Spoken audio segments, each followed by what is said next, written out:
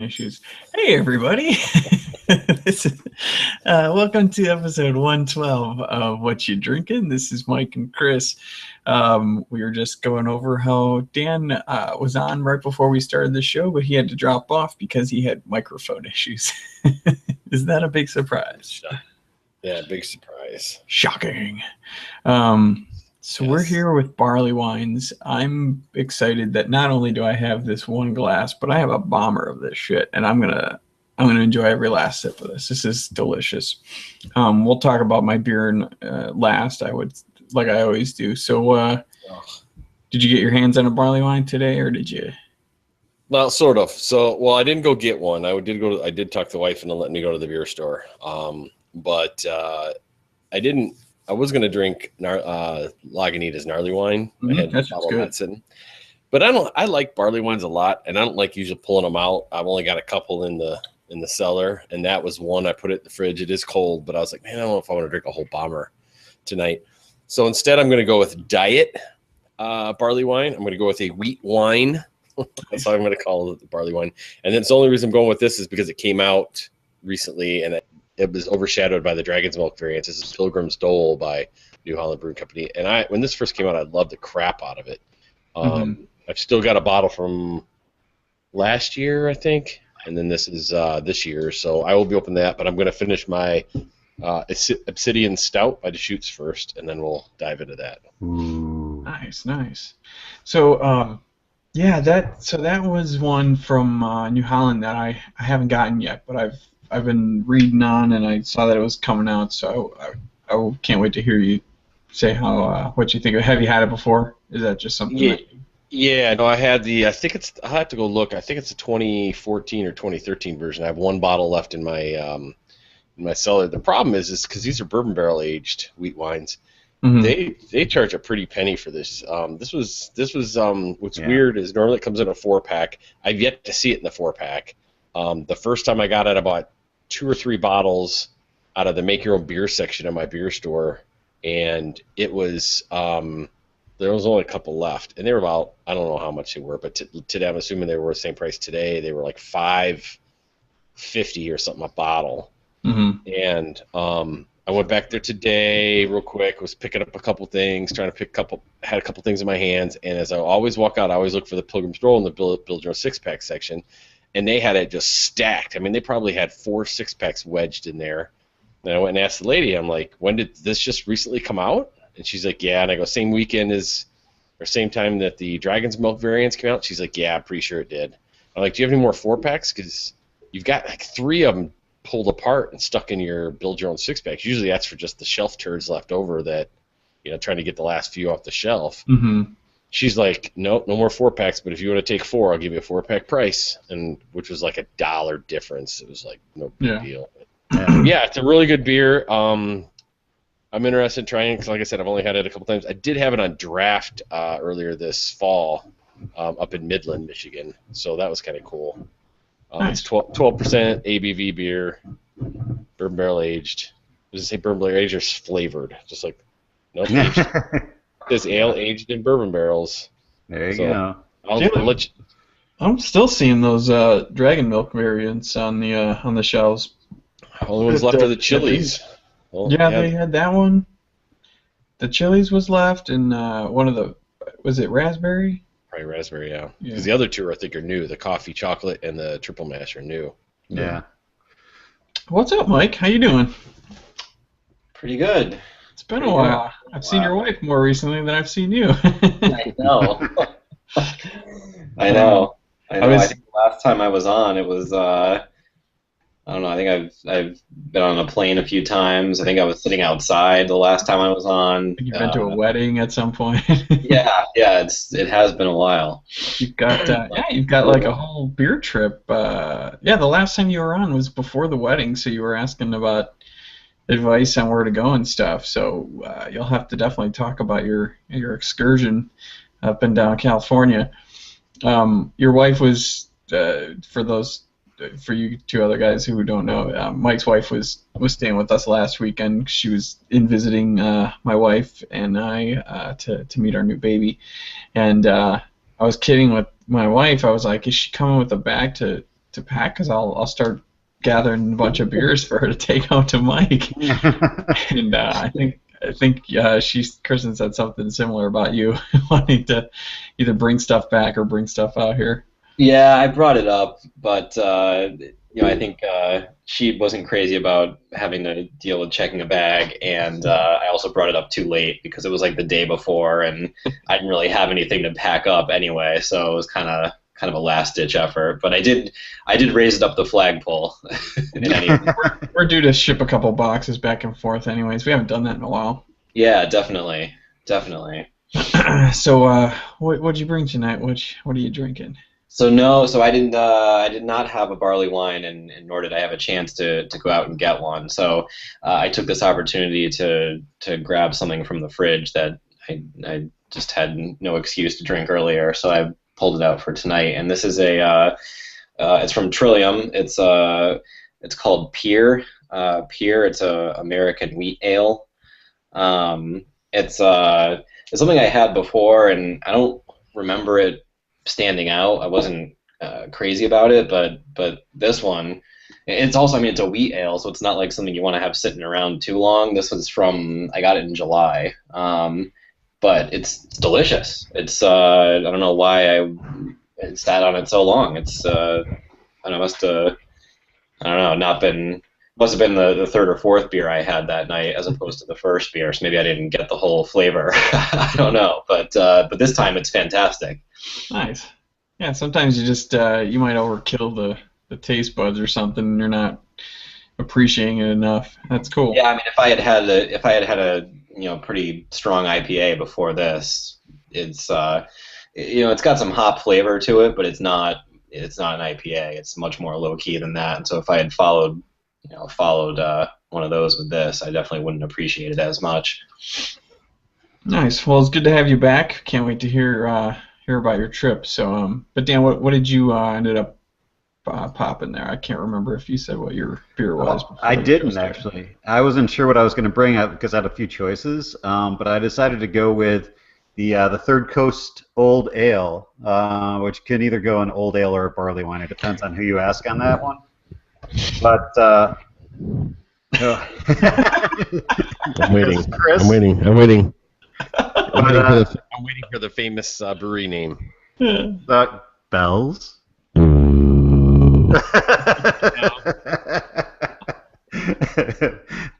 Thank you, Mr. Phillips. So we have a bottle here. Actually, this was also on the shelf, just hanging out with the mix of six. And Wear Shop does it a little differently.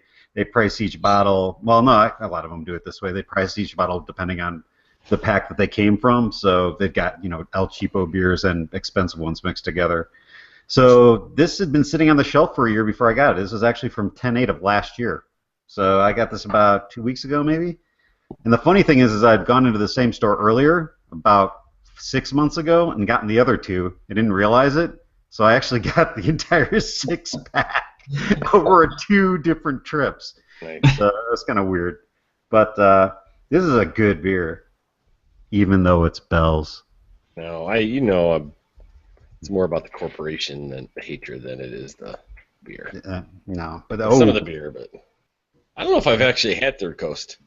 Oh, if you like barley wines, you should get it. It's not barrel aged, but it's nice and raisiny, and it's got the dark fruits going on, and the malt bill is nice on this one. It's really tasty. I probably haven't had that beer in like 10 years. It's been forever. Nah, I had it a long time ago. My brother who lives in Kalamazoo brought a 6-pack for a birthday present, I think, or a Christmas present, something like that. And I had one immediately and then drank the rest over the span of 2, 3, 4 years maybe. But that was a couple of years ago, 3, 4 years ago. So it's been a while for me too. And I'm glad to come back to it. It's really good.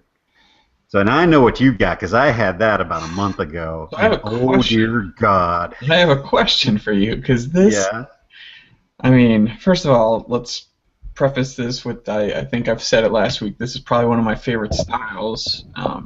Put in a barrel-aged version of barley wine, and you've really got me going. So this is the Pipeworks Murderous. It's an 11% English-style barley wine. Yep. And these are aged. This is a August of 2014 version, so this is plucked out of my cellar. I haven't pulled anything out for like the longest time, so I decided to kind of go with something that I already owned because I have a lot of barley wines. I've got a couple Abacus from Firestone Walker, and I've got a couple other variations. I've got some AleSmith, and I've got probably a gnarly wine in there and stuff like that. But this is a bourbon barrel aged one, and I think isn't Heaven Hill, is that the That's the distillery bourbon. Yeah. that they're doing the Bourbon County Stout Rare? I think so. Yeah. That's I'd have to look at the grit and grain. I mean, those are like 35-year-old barrels, but like, and I'm sure that that's not what these are, but like, still, it's got awesome bourbon flavor. But let me ask you this: how cloudy was yours? Oh man, I don't remember. I think it was fairly cloudy, or at least hazy. Before the show started, like, look at it's like mud. Oh, wow. Wow, yeah, it is. I mean, don't. it is just. Oh man. Like light just does not pass through it. They were probably like, okay, the bottling's done, and some guy in the back's like, I think we can get at least one more bomber out of here. And I got that one. Yeah, it's all just crap from the bottom, It's all like just fermenter. bourbon flakes. That's what they call the cheap barrel. here, or yeah. It's whatever it is. I want to thank that old guy, whoever that crotchety man is, because I love this beer. That was my impression of a 22-year-old like helping out at the brewery, still popping his pimples and all that stuff. You know. Hey guys, I think we got one more. Oh, this is God, this is so good. So it's really caramely, but it's real boozy. It's got awesome lacing on the glass, like it just totally like hangs on there. But not a lot of carbonation, but it's this holds well. I wish I had purchased maybe like 3 or 4 of these back in 2014. It's fucking good. Yeah, good luck with that. I mean, I got 2, but that was like arm wrestling old ladies for it. It's just those are hard to get.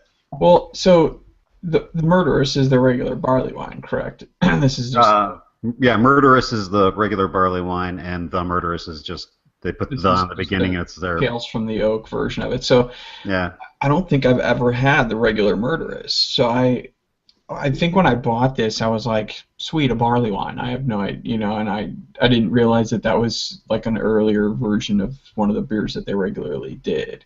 Mm-hmm. And I haven't seen a regular Murderous in since I bought this, to be honest with you. So I didn't really understand like the concept of the series. So it's kind of on a whim that I just bought it, and I'm glad I did. But I could have opened this at any point in time and not had any idea. But yeah, God, I did have a bottle of the 2012 Murderous. They put it out at least a couple of times. There was another release after that where I didn't buy it. And actually, the base beer on its own, at least aged for 2 years, was not that impressive. But man, you put it in a bourbon barrel and that thing popped. I mean, I just want to live in this glass. It just smells so good. Oh, yeah, I mean, after you're done drinking it, you almost want to like hang it in your car as an air freshener, just so you can smell it. That's not a good idea, first of all. Exactly. Yeah, not the kind of smell you want in your car. Exactly. I think I was telling you guys. What's the problem, officer? I think I was telling you the story last week, but Mike wasn't here when we were talking about an American sour ale that New Holland just put out called Mischievous. And I bought 2 bombers of it, thinking I'd have one, and then I'd put the other one away, and then I might buy some more if I liked the first one.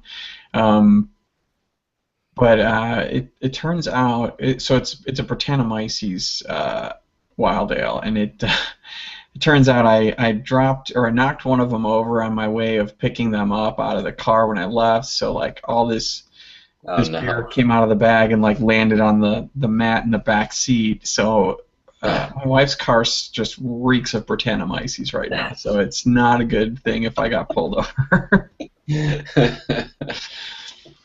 So I don't think combining that with bourbon barrel aged smells is probably a good idea. Good thing it's getting colder. Otherwise, it might be good conditions for the thing to start growing in there. That's true. Oh man, brewing wheels. Yeah, dude, I'm loving this beer, so I'm glad we went with this style tonight. It's fantastic. So there we go. There's Chris going with his. So What's the ABV on that again? Mine is 11. Dan? And I'm feeling it all. Oh, mine is like 10, 10 and a half. All right. Yeah, it's 10.2. Mine is the diet barley wine, the wheat wine, and it is 12. The diet? What kind of diet are you on? Well, that's what I call it, wheat wine. You know, they trying to lighten the load a little bit, throw a little wheat in there instead of all barley. You know, for the people watching the girlish figure. Yeah, that worked out. Well, the funny thing is, yours is the highest ABV out of all of ours, and that pretty much translates to having the most calories out of any of our beers. So I don't think you should call it a diet beer. Maybe a barley wine light or something. I don't know. I'll do it if we set up before bed. I'll be good. There you go. Hey, wait, how's the mouthfeel on that? Because the cool thing about wheat is that it's got a lot of proteins in it, so it really fills out the mouthfeel. How's that taste? Is that nice and chewy? Yeah, how's the protein in your mouth? Like that. Hey, that's what he said. No, she said. Wait, no, who said? I'll tell you what, it's a beautiful beer. It's not. It is a cool color. It's not. Really. I don't know if you can see that. Can you see the light through that a little bit? It's not like Mike's where we're looking at the bottom of the fermenter there. Yeah. It's clear. It's got a nice mouthfeel, like you said. It's medium to heavy. Not sticky too much, and it's caramely, really caramely, and I think that's a little bit from the bourbon barrel age. It's definitely different tasting than the Dragon Smoke, you know, because I still think that's. I looked today. I was looking at the box a little bit closer, and it said there's 3 words on it. Something. I don't remember the first word. The second word is roasty. Third word is vanilla. And then I looked on both the side and the front, and it says bourbon barrel stout. It doesn't say anything about it being aged. So I'm still thinking they're adding flavors into that. No, it could be. I mean, I've got a porter I'm about to brew, and before I do that, I've actually got a ball glass over in the corner over here with half a cup of Buffalo Trace in it, with 2 tablespoons of coffee, nice. Making a tincture. So, but that's the only way I can figure to really kind of control the amount of coffee presence of getting that beer. It's like at bottling. Make this tincture and then add it a little bit at a time, taste it a little bit at a time until you got the right balance. So they could be doing that. Yeah. This tastes totally different. It tastes like it's truly been aged in bourbon barrels. I'll be interested in opening that older bottle and see how it is matured. So. Yep. That is a good point, Dan, because if that's what New Holland's doing with their Dragon's Milk, because there's a definite smell of oak. You could smell the wood in this beer, where in the Dragon's Milk you smell the bourbon and not so much the barrel. So I don't know. That's a good point. That's something I never even put together as far as conspiracy theory. I'm telling you. Why at this point? Why have none of us just emailed New Holland and asked them? Lazy. We'd rather just drink the beer. There you go. It's just like the Starbucks thing. Everybody's supposed to sit around and bitch about it, Damn those red cups. Oh my God. That's great. All right. What's up, Brandon? Good to see that you were able to make it. Yeah, I didn't have time to stop for a barley wine on the way home, so I got the next best thing. I got Colt 45. No, I'm just kidding. That's not what I got New Belgium. I got Prankster from North Coast. Excuse me. Nice. Well, that's interesting. Yeah, it's a good beer. I haven't had it in a while. Picked some up at Ellick last night. Didn't have any barley wine, so just going with this. I put the Colt back in the freezer, back in the fridge where it belongs. I was gonna say I did hear a brown paper bag, so I really believed you had the Colt 45. Yeah. Well, actually, that is a full 40 of Colt 45 right there. So remind me, what is the Prankster? I forget the style on that one. I haven't had that in a while, but I remember liking that beer. It's a Belgian strong pale is what it is. Oh, okay. That should be good. Right. What's the old Need to put this back. Colt 45. You don't want every you don't want that to time. Is that warm what up. it is? Keep it fresh. So Mike, tell us about California. What places did you guys visit? I got a little bit of the rundown, but I figured you guys would want to hear this as well. Yeah, definitely. Well, and Kristen didn't have the same experience I had because so we went for a wedding. The wedding was in Half Moon Bay, just south of San Francisco, and Kristen was in the wedding, and so of course I had to occupy myself during the day while she's occupying herself with a full day of getting ready.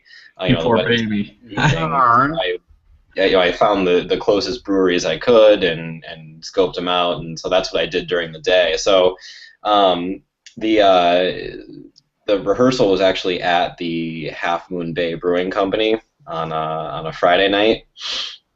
And they just rented out like the outdoor space at the Half Moon Bay Brewing Company, which is pretty much on the water. It's a great location, and it's just like it's a brew pub restaurant, but they make a ton of small batches, but they have a lot of different varieties that they make, and so they had a bunch on tap for us there, and I don't think there was any single one that stood out. They had two pumpkin ales. One was an imperial pumpkin, and that one was fantastic. It was I think it was 10% or something like that. So it was heavy, it was big, and it was delicious. It was kind of like the right balance of pumpkin, which was a lot given how much alcohol was in there. I mean, they could really load it up because I think the alcohol kind of balanced it out. But it was a good spot. So then the next day was the wedding day, and that's when Kristen was getting ready and stuff. So I found this brewery in Half Moon Bay called Hop Dogma. That sounds cool. Not familiar. It was really cool. It was in it's in a converted house. I mean, the place was tiny. It's a house that they converted into a brewery, and I think what was the living room in the house is the bar, and then the rest of it they've managed to throw brewing equipment like in the basement and in the back rooms, and it was really kind of an interesting place.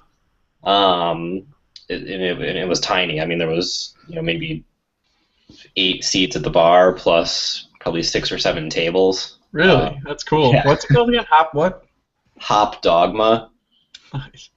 And they had some good beers. They had a couple barrel aged, a couple sours that were excellent. So I was really glad to have found this place because really I just kind of stumbled upon it that day. I did a quick search for breweries in the Half Moon Bay area, and that one was it was like 2 miles away from where we were staying, so it was easy to get to, and it was a cool spot. And I guess they've been around for about a year. I asked the guy who was working there, and so it was cool. It was busy. I mean, so as small as it was, I waited like 5 or 6 minutes and got one of the spots at the bar, but there was like a steady stream of people coming in for growler fills and sitting at the tables and stuff. So it was a busy place for probably like 2 o'clock on a Saturday. They were doing a good business. So we may see more of them in the future. So the wedding was that night, and then the next day was Sunday, and Kristen and I headed north through San Francisco and stopped at Lagunitas and Russian River on our way to Sonoma. Nice. Yeah, those places were awesome. Lagunitas was really cool. I mean, we got there like 20 minutes after the place opened, and it was packed. It was great though. It was already a party. Did they have a band playing out there in the beer garden yet? So we were there. We got there early because I think they opened at 11. So this was Sunday. I think they opened at 11. We got there almost at 11:30. I think the band was going on as we were leaving. So we heard like 2 songs, and we were heading out because we wanted to go to Russian River. But it was a cool place. I mean, they've got like an awesome outdoor area. We had these I'm gonna mention the food first, but we had these like pulled pork like street tacos. They're like the best tacos I've ever had. Like, Nice.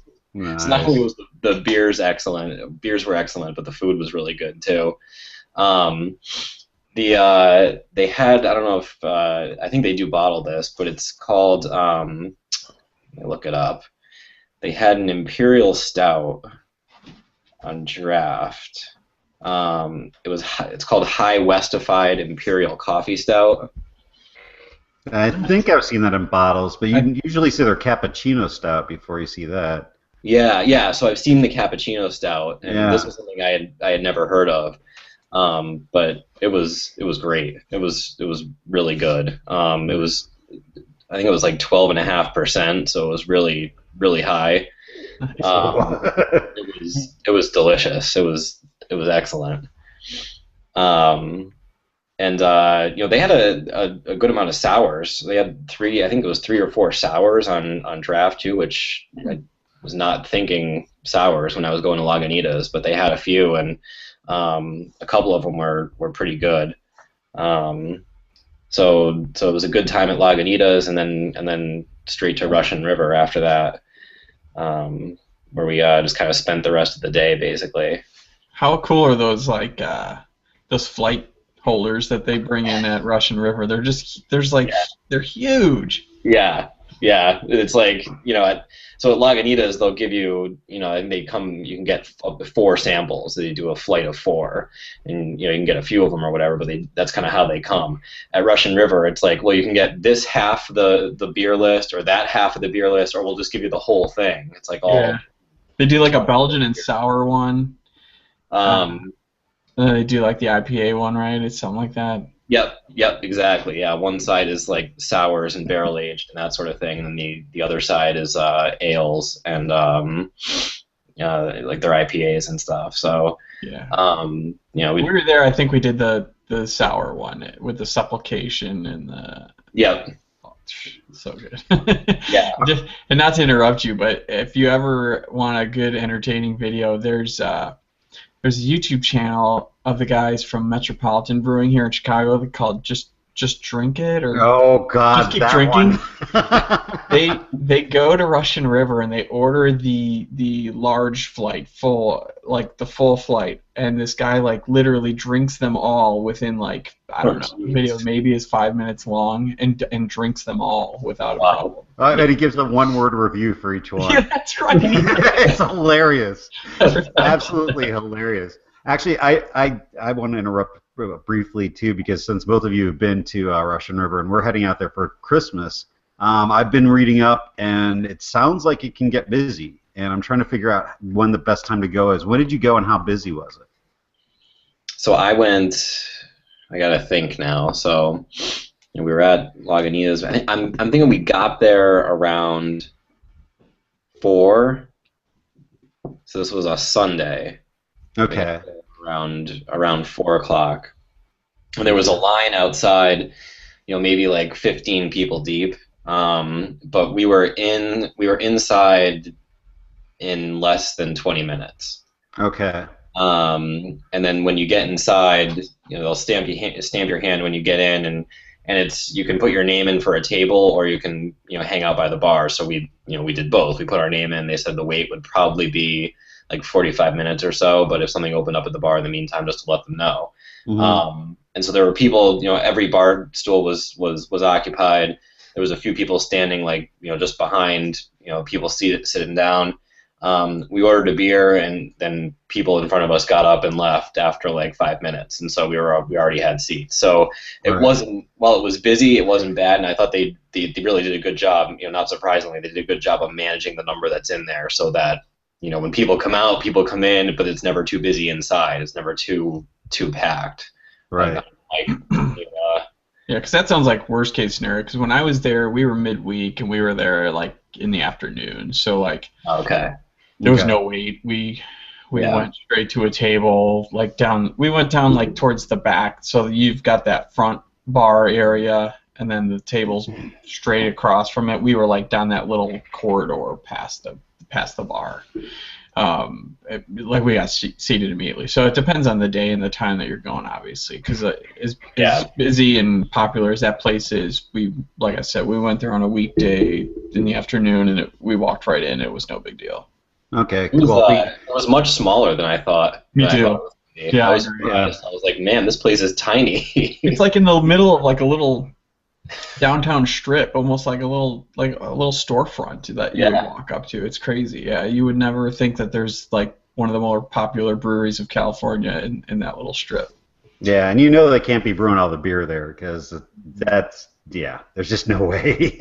Yeah, there's not a lot of space. Yeah. Yeah, and it's funny because when I was there, I was like, we were planning on we still had a lot of trip to go, and we wanted to take a lot of Pliny home, and I was like, can you give me some of the Pliny that hasn't been refrigerated yet? So because we're not going to be able to put it in the fridge, we're going to have it in a suitcase. He's like, we don't have any that's not refrigerated. As soon as it's bottled, it goes right in the fridge, and we sell it as fresh as we can.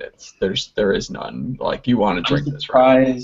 So I'm surprised they even sold it to you after you told them that you were gonna put it in a case and not refrigerate it, because I got the impression that they were like, they take it so seriously, and it's like, oh, you're gonna do that to it? Well, I can't sell that to you. Yeah, exactly. And the funny thing is that it's a total myth. I mean, if you go way too hot or way too cold, you've got problems. But if you're within a relatively normal temperature range, it doesn't matter if you refrigerate it or not. It doesn't even matter if you started refrigerating and then you warmed it up later and then you went back to the fridge. It just doesn't matter. I mean, if you're buying from if you're buying from a store, chances are it's already been sitting in a warehouse and then on a truck, and then it's gone up and down in temperature already. So true. You've got no choice. It doesn't really make that much of a difference. You're right, but unless you're like having it sit in your trunk when it's like 90 degrees outside, then you're gonna see some difference. But don't bake your beer. Yeah, right. So that's cool. Sounds like a cool trip. And then you did some wine stuff after that. It sounds like. Yeah. So we did the next day we were in Sonoma, so we did a bike tour, but it was a self-guided. So you rent the bikes and they give you a map, and they've got deals with certain wineries on certain days. So they just kind of give you a map and say, like, here's like the 5 wineries that you can go to. We'll take care of the cover charge, that sort of thing, and you just go. You kind of go at your own pace, and it was awesome. It's a cool little town. We were in Calistoga, and it was a cool town, and just a ton of wineries, and it was definitely the way to do it. If I was going back, I'd do it again, because it seemed like a great way to visit a bunch of wineries and kind of go at your own pace, and it was cool. And then the next day, Tuesday, we had a red-eye flight back here that night. So we actually went to Bear Republic, just not very far up the road from where we were, before we headed south back to San Francisco to get to the airport. And so again, it was Bear Republic was so this was like a Bear Republic brew pub. I guess they do a lot of their brewing, not at the brew pub itself, but kind of in a warehouse somewhere. Right. But their customer facing location is this brew pub in Heldsburg. So again, it was great beers. Out here anyway, the only Bear Republic beers we see is our Racer 5, although we don't see it much anymore because I think they've cut back on their distribution a little bit. I used to see it here in Michigan, and it's gone now. Yeah. Yeah, I haven't seen it much either. I love that beer too. It's been a while. So we see that, and I think I've had like Racer 10 before, but other than that, like, I don't see any Bear Republic beers out here. So it was cool. It was they had a lot to try, and it was good solid. It was a good solid beer and wine trip, that's for sure. What's their pub look like? Like when you go inside, what kind of environment is it? I mean, I felt like Russian River had a lot of character to it. Like, it was kind of a and it, first of all, like you said, it's in this like downtown, like this cool downtown area. Bear Republic is similar. Like, downtown Heldsburg is actually a really neat place. Like, it's just a lot of shops and cafes and restaurants, and there's like nothing around it. So I don't know who the people are that are actually going there that are keeping these places in business. But whatever it is, it works. It's a really neat, beautiful like downtown area. But the brew pub itself, just I don't know, it didn't really have much character. It kind of felt like you were going into if you've been to Boston, it felt like a Boston Beer Works type place. Like it didn't really have any kind of like concrete and like yeah. more modern looking, really. No, like I guess so not like concrete and modern looking, but just it just had nothing. But lacking like that. Yeah, like it was it was concrete floor, dark wood, a lot of like Bear Republic, signage and banners and stuff like that, but nothing that like it wasn't like a cool place. It didn't have the same vibe as like Lagunitas and like their live music, and it didn't have sort of the Russian River. It didn't have like the big following. Now this was also Tuesday around like midday, so it could be midweek. It's got a different feeling than it would have on a Saturday or Sunday. But the food was good, the beers were great. Still worth going to, I'd say. Nice. Yeah, it sounds good. When's your trip, Dan? You said for the holidays you're going? Yeah, it's going to be just before Christmas, and we'll be coming back not long after. So I think it's about a week in there, where the Christmas falls somewhere in the middle. So that should be nice. And it's definitely Russian River, and then what else? Well, Russian River for sure. Going to try at least. Actually, what'll probably be more for certain is that we have family in Sacramento. And Sacramento's got a pretty bustling scene right now, so we're gonna try to hit Track 7. Track 7 is, I think, literally a short walk away from my sister-in-law's house, so within a mile walk or something like that. And they also live very close to a bottle shop and a tap room called what is it called? I forget. It's like Utopia or something like that. It's not Utopia, but it's some single word like that. It's like Shangri-La, where it's describing sort of a perfect environment. And they have all kinds of different awesome beers on tap. I think that they when they tap Pliny the Younger up at Russian River, this place ends up getting a keg at a certain point, and then they will tap it later on after the initial release. So it's one of those kind of places. But yeah, I'm not actually sure what's out there except for like Sudworks, which is in Davis by my dad's house, which usually isn't great unless they're hosting something from the brewing department over at the University of California in Davis, because that program makes some great beer, and they have to dump it all because they're not legally able to sell it at the university. Really? Yeah, exactly. So what happens is that they will do like graduate, like final projects, and they'll host a competition basically at this place called Sudworks, and they'll kind of name the best beer of that class, and they get an award or something. And I think they get brewed at Sudworks, and it's kind of cool. Nice. That'll be fun time. Mm-hmm. What's new with you, Brandon? Where are you at now? Are you still in the same area as we last talked to you, or where have you moved? I am. He's a gypsy. I still spend a lot of time on the road. This is not the evil twin of this show. He's just a gypsy traveler. Yeah, so, but unlike evil twin, I don't drive around and brew. I just drive around different places. So yeah. Well, I drink if I'm staying there overnight. I don't really stop unless it's like just for one, then that's it. So it looks like you got some St. Arnold, the Pumpkinator, right? It was Yeah. They actually still have plenty of bottles in Alexandria. When I went up through Alexandria yesterday on my way to some appointments.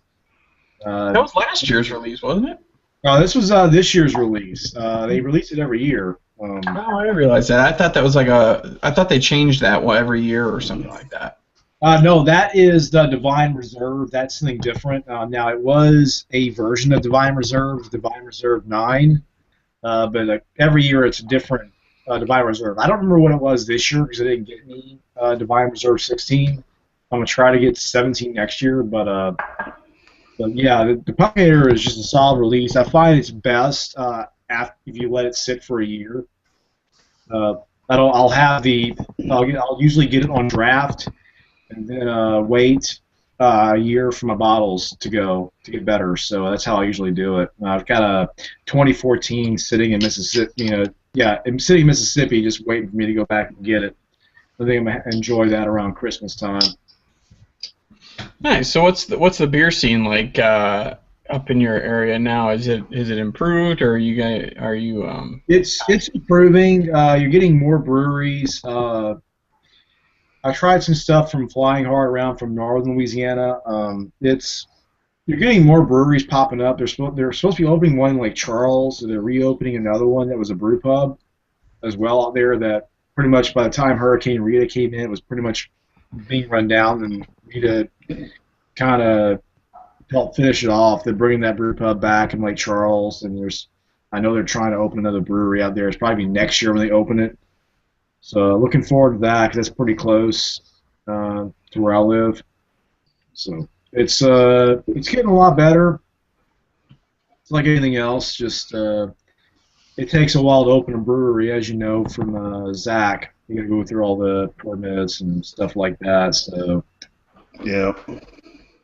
I was gonna say, and I know that Georgia's got some pretty draconian, laws still on the books as far as distributing goes for microbreweries. Is that the case in Louisiana as well, or is the legal environment a lot better there?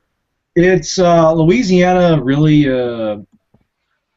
It's probably one of the more liberal states as far as beer goes, as far as drinking goes, anything like that. So I mean, you don't really see ABV limits or stuff like that, which is just absurd. Well, South Louisiana is pretty much more. You'd see more of I guess you could say it's more of a party type atmosphere in South Louisiana and certain parts of it. Right. All, just a different culture than, say, we start getting into Central Louisiana and Northern Louisiana, but overall, I mean, it's still a pretty liberal state as far as beer laws go, and beers that are independent and stuff like that, so you still get plenty. Anytime you can on a Monday night on your way home from work drive through a daiquiri drive-through window and order a 64-ounce daiquiri to drive home in. I didn't order a daiquiri, but I did order one time, and this is funny. There's a way to get around this stuff, and I remember this was like about 10 years or so ago, something like that, and one of my friends decided to go, let's go through one of these drive-through places. Okay. And I said, I want your biggest turkey and Coke. So they said, okay. So pretty much the way it's a closed container, they put a piece of paper over the straw. That was a closed container. Which is completely messed up. Okay. And it's like, wow, this is how you get away with this. Well, at TJ Fridays, the paper over the straw means you just ordered a diet where everybody else ordered a regular. That's the way. It's totally different. And just said, wow. And you could still, I remember this was like, wow, this was like totally nuts to me. I was like, what? This is how you do a closed container. Fantastic.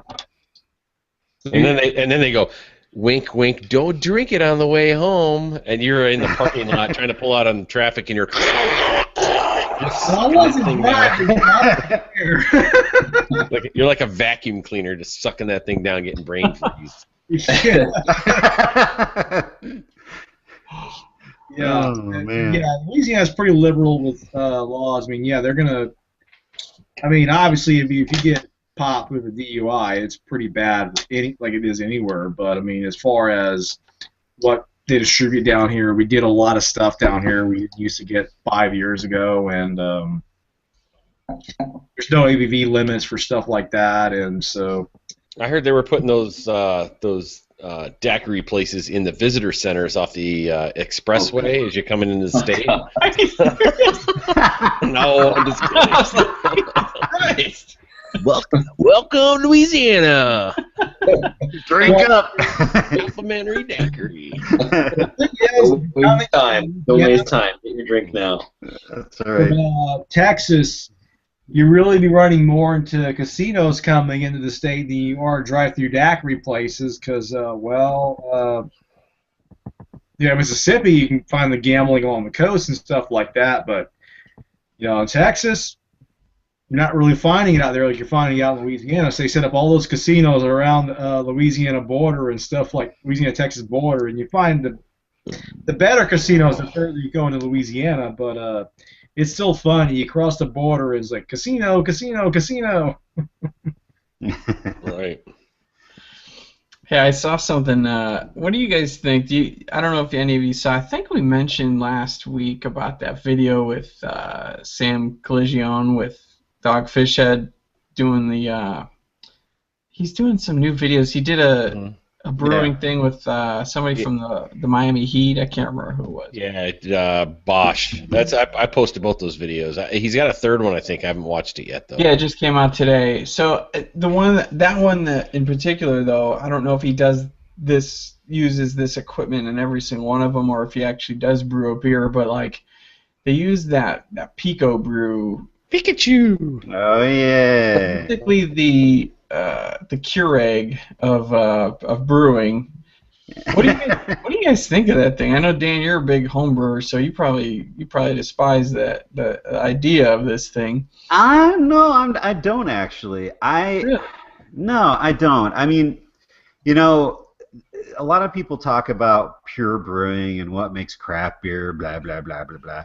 But I mean, the truth of the matter is, if you go to any sort of decent-sized craft brewery, a lot of that stuff's automated.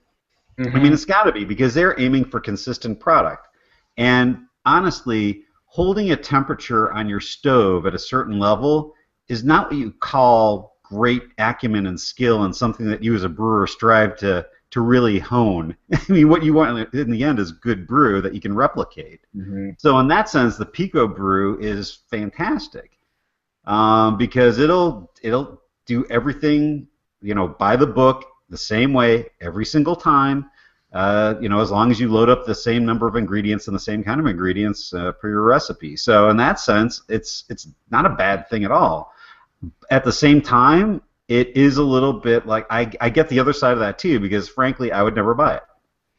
And it's because at that point, it would be like driving the Fisher-Price car. You know, you get the steering wheel, like, look, I'm driving the brewing process. You know, and you're not actually doing anything. You're just sitting there and letting it happen. Not to mention the fact that it's like $1,000. Yeah, that's the other one. It's like, no, it's not worth it. Well, I don't understand in that video is, in what I assume, you throw everything in there, it boils it, does the mash, and does the hop additions at the right time and all that. Right. But if you notice that at one point, Sam is pulling the beer out and putting it in a corny keg, and I don't understand what that's about, because it hasn't fermented yet. I mean, it can't ferment. I mean, that part can't be, you know, bypassed. That's science. Well, you could be watching the magic of film. I was going to say that exactly. You do what? No, he's still in the back of the limo. I can't believe they would have went and rented another limo. No, but I'm thinking like they probably shot it later on of them drinking the beer. I don't know. No, I don't think they drank it that night. Well, no, I mean, if you look at every episode, basically, of Brewdogs, there is no way from when they brew the beer to when they serve the beer that they have enough time in what they, you know, that they say that they're doing it to actually have the beer ferment out and serve it.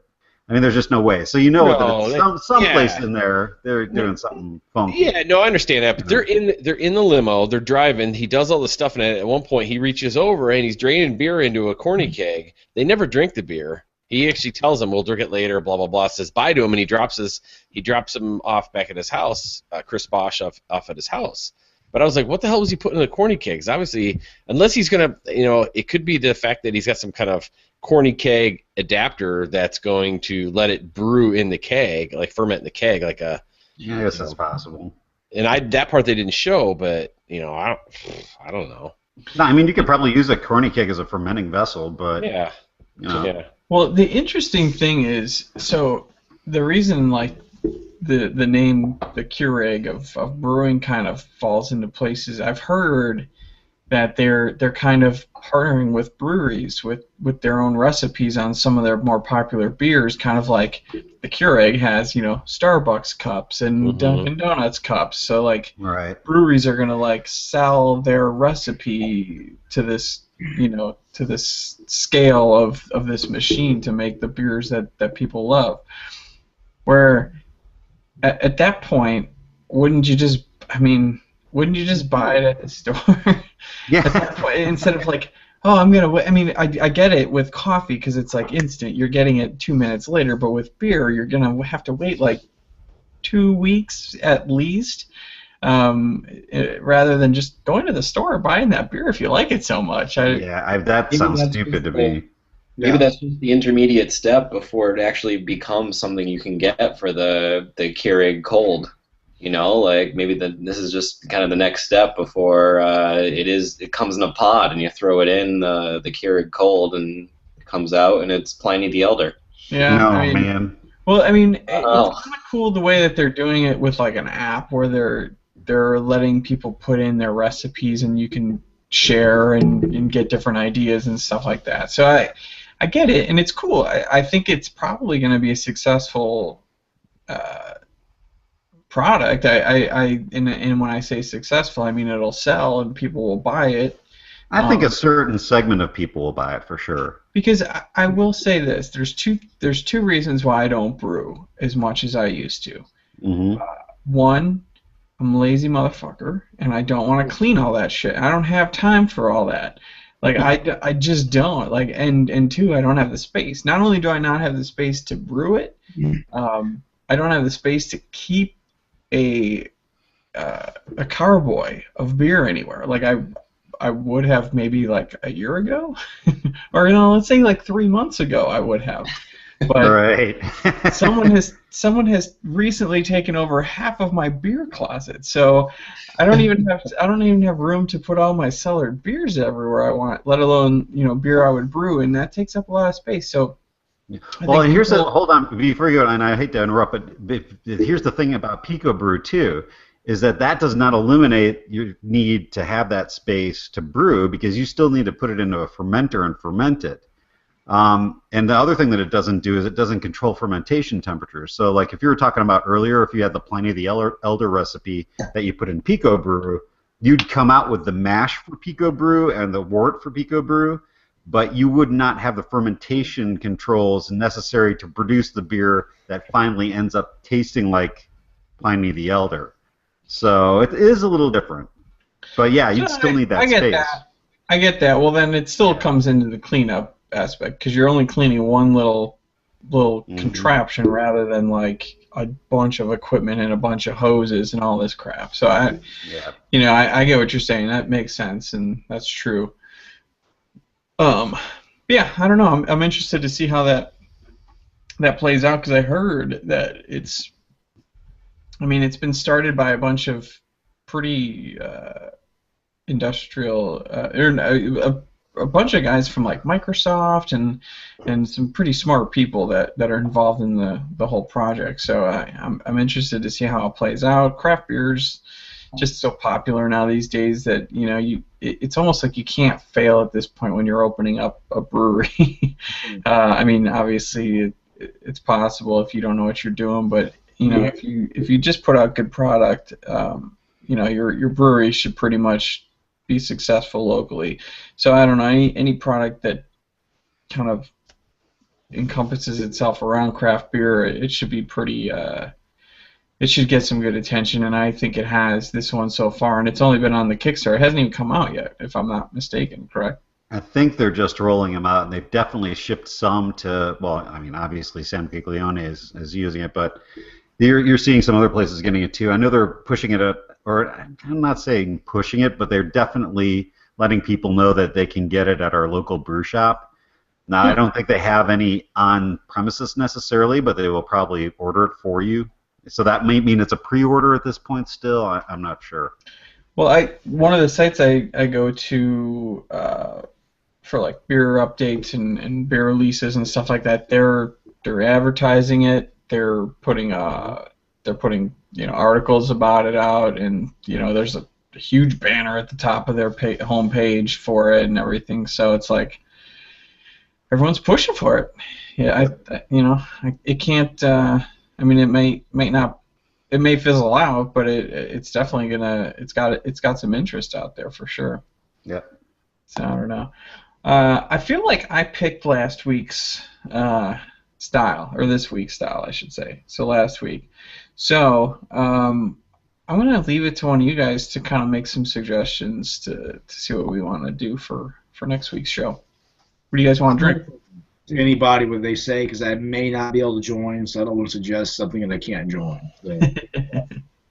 I was thinking today. I know every beer's pretty much got a style, but if any of us are that good in regurgitating all the different styles, so how about, we know the main styles, but how about if we just go with what we think is a off style, like you don't know what it exactly is, so no one will bring the same style of beer, but it's like this.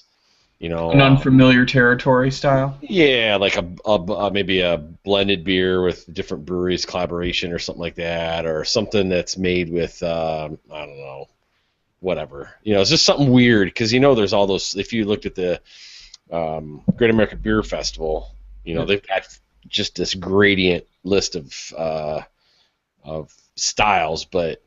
It's so funny that you say that because I was just before this episode started, I was on the BJCP style app, flipping through it, and I was like, I have no idea what that beer even is. Yeah. Oh my God.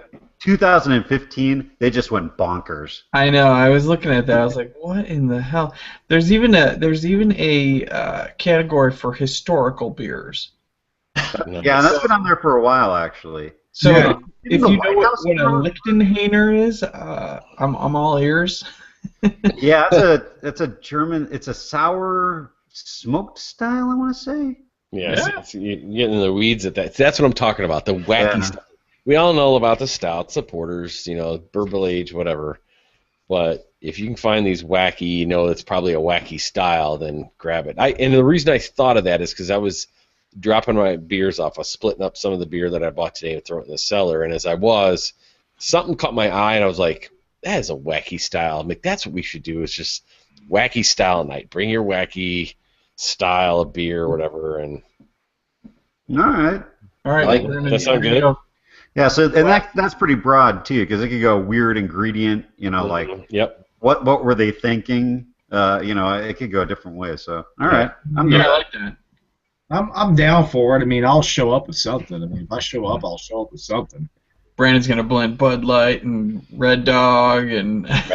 Somebody I came up with myself. Well, no, I mean. Colt 45 works every time. Blending Bud Light with anything, personally. I mean, if you're gonna blend anything, I'd recommend blending, say Mad Dog 2020 with, say Colt 45 or whatever, and.